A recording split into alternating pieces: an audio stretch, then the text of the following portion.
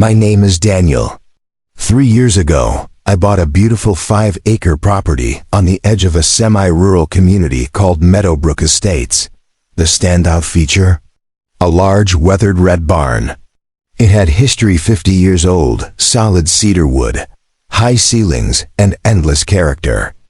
I'm an architectural engineer and mostly work remotely, so I restored the barn into my home office and creative workspace. Meadowbrook Estates has a homeowners association, HOA, but when I bought the property, I was told that my lot was grandfathered. Technically adjacent to, but not governed by, the HOA bylaws. This detail, small as it seemed, would come to define the next few years of my life. At first, everything was fine. My neighbors were kind but kept to themselves. The HOA board was mostly invisible, aside from occasional newsletters and holiday decoration contests. Then came Patricia Klein. Patricia moved into the neighborhood a year after I did. She was in her mid-50s, sharp as a tack, always dressed in crisp beige suits and never seen without her tablet. She ran for HOA president within months of arriving and won. Rumor had it she had been an attorney specializing in property law. She wasn't just organized. She was strategic. Soon after she took over, the HOA started to shift. Rules were enforced. More strictly, fines increased. The HOA's tone became less community and more corporate. One day, I received a letter. Subject: Notice of violation, unauthorized structure, barn. Dear Mr. Daniel Hawthorne, our records indicate that the barn on your property is not compliant with HOA architectural guidelines. Please submit retroactive architectural approval. Forms within 30 days to avoid fines. I stared at the letter in disbelief. I wasn't even under the HOA's jurisdiction. I double-checked my deed, my title, the sales contract, everything confirmed I was not legally bound by the HOA. So I sent a polite but firm email with the documents attached. A week later, I got another letter. After further review, the HOA board has determined that your property is subject to Meadowbrook Estates covenants due to a clerical error in past filings. Please consider this a formal notification of inclusion. Wait, what? I contacted my real estate attorney, who reviewed everything and confirmed I was in the right. We drafted a response challenging the HOA's claim, pointing out the original exemptions. That should have been the end of it. But Patricia wasn't done. Over the next few months, I started getting hit with everything. Grass too long fines, even though I mowed weekly. Noise complaints, despite living on 5 acres. Demands to paint the barn in approved neutral colors. Accusations of operating a business from home. Each letter was more aggressive than the last. I responded professionally. Every time copied my attorney, and continued documenting everything. Then came the storm. Literally, one night, a severe thunderstorm swept through the area. Winds howled, trees cracked, and power was out for 2 days. When it was over, I inspected the barn, just minor shingle damage. But I noticed something strange. A section of the barn's southern wall, previously facing a privacy hedge, was now exposed. Someone had cut back the hedge along the property line, not just trimmed, but cleared. Now the barn was visible from the HOA walking trail. Within 48 hours, I received a fresh violation notice. Structure in violation, outbuilding. Not compliant with HOA visibility standards. I was furious. This wasn't just bureaucracy, this was targeted. I filed a complaint with the county, who confirmed the hedges were on my property. Someone had trespassed and removed them. I installed cameras, started logging everything, and filed a police report. Meanwhile, Patricia doubled down. She scheduled an HOA emergency meeting without notifying me and voted with the board to impose daily fines on my property until the barn was brought into compliance.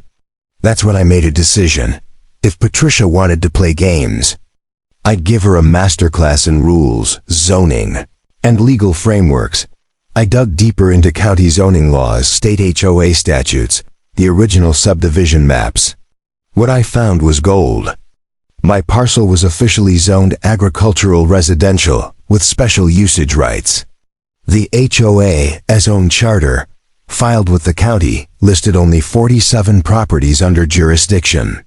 Mine was lot. The exemption had been challenged once before in 2009 and upheld in court. I hired a local land use attorney and prepared a formal cease and desist. We sent a letter to the HOA demanding an immediate halt to the fines, trespassing, and harassment. We also warned of a civil lawsuit if it continued. Patricia responded not with compliance, but escalation. She sent HOA inspectors to survey my lot. One of them walked into my yard without permission and started photographing the barn. I had him on camera and called the sheriff. He was cited for trespassing. Things quieted down for a moment, but Patricia wasn't just playing HOA president. She was laying legal traps. My lawyer got word from the county clerk that the HOA had filed an amendment to its charter, trying to annex my property retroactively. That was illegal. And bold, we filed a temporary restraining order against the HOA. Then, I went public. Going public was easier than I thought. I started with a simple move, a YouTube video. I posted a calm, factual walkthrough of my barn and property. I showed the hedge line that had been cut, the violation letters from the HOA, the clear language in my deed, and the camera footage of the HOA inspector trespassing. I explained how the HOA, under Patricia Klein's leadership, had been targeting me and attempting to retroactively annex my property. The video went semi-viral in our local community. Thousands of views in a week. Comments poured in, some shocked, some angry, and many sharing similar experiences with Patricia and the HOA board. It turned out, I wasn't the only one being harassed. Two neighbors reached out privately. One had been fined repeatedly for having a small greenhouse in their backyard. The other had been forced to repaint their house twice because the color was too bold. Both had tried to push back, but they didn't have the legal or technical knowledge to fight her. Patricia's strategy was simple: overwhelm, isolate, and bully. But now she'd made a mistake.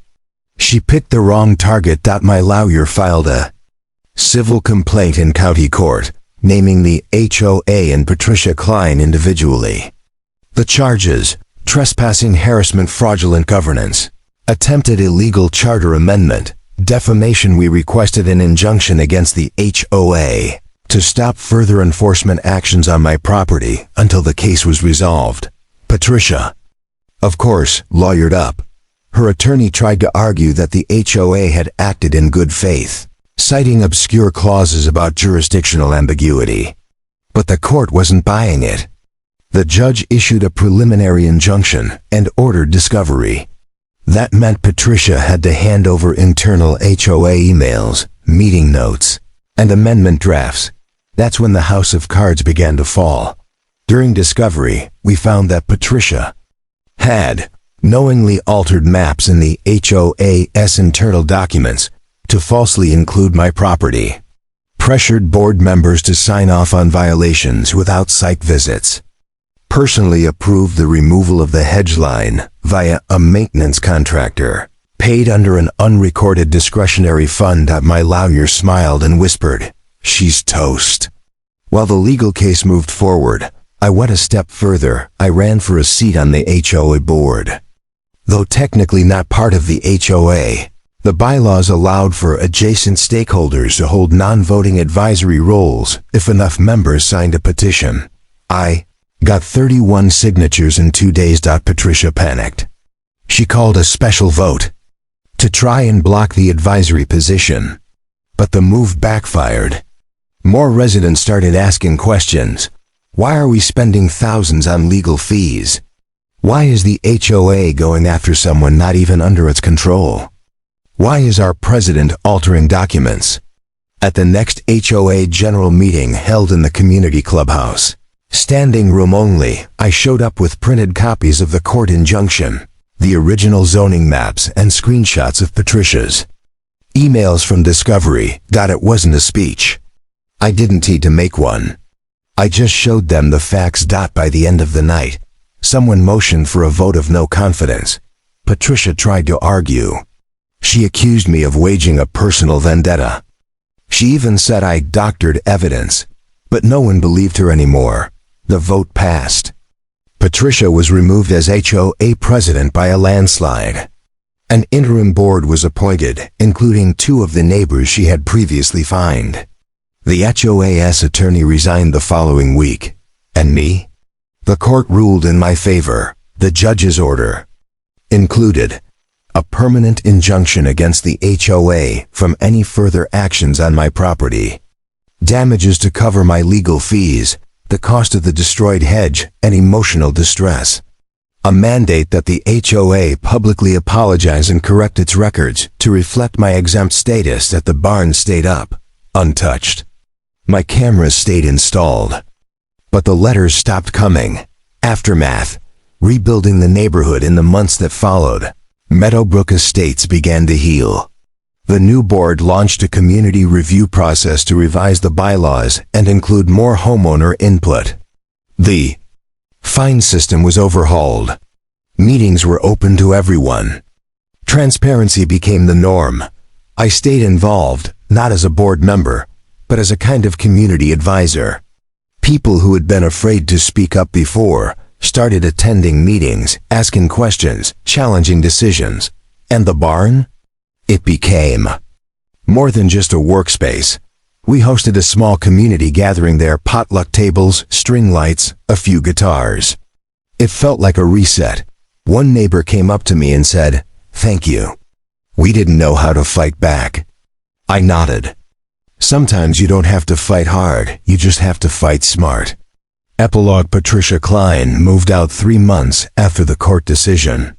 Rumor has it she tried to apply for another HOA board position in a neighboring development. Someone forwarded them the link to my YouTube video. They passed. As for me, I still work out of the barn, coffee in hand, camera on the door, and a deep appreciation for peace and paperwork.